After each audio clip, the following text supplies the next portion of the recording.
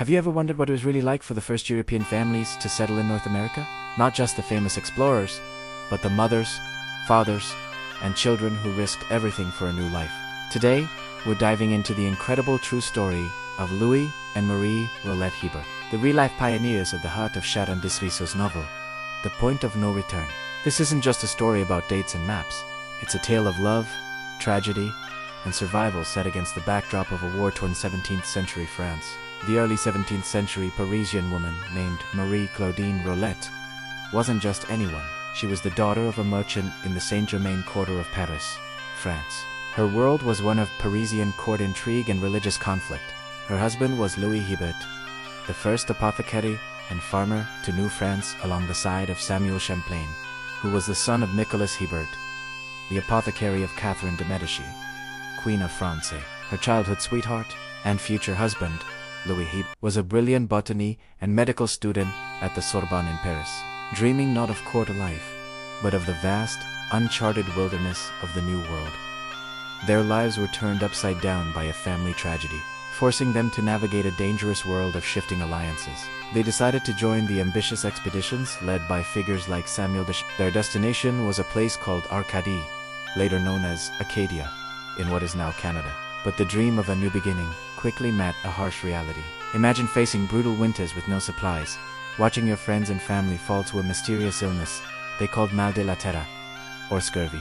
The settlers of Port Royal were on the brink of collapse. Their survival depended on an unlikely alliance with the local Micmac people and their wise Chief Membertou. The French learned to use toboggans and snowshoes, and discovered native plants for food and medicine. To keep spirits high, they created the Order of Good Cheer, a dining club that was a spark of light in the darkest of winters. While Louis used his skills as an apothecary, blending European science with indigenous knowledge to fight disease, Marie became the backbone of their new home.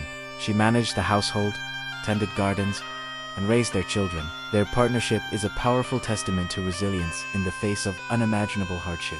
However, the challenges were not just natural for the first French colony in Quebec at the time. The colony was a hotbed of conflict.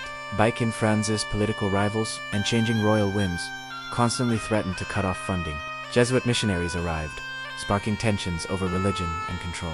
And the ever-present threat of their English rivals loomed just over the horizon.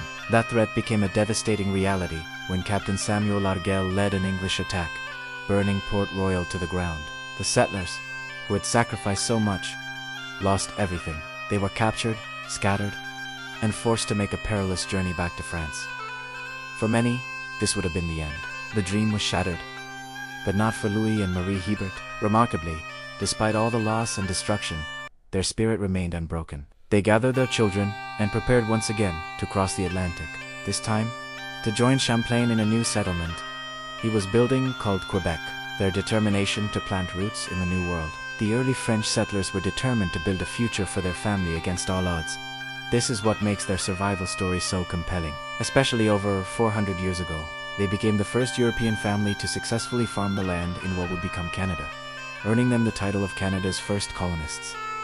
Their legacy isn't just about survival. It's about the complex beginnings of a new Nishana story of cooperation, conflict, and the incredible endurance of the human spirit. It reminds us that history is made not just by kings and explorers, but by ordinary families who dared to chase an extraordinary dream. Thanks for watching.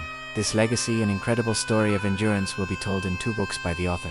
If you're fascinated by these hidden stories from history, be sure to like this video and subscribe for more. See you next time.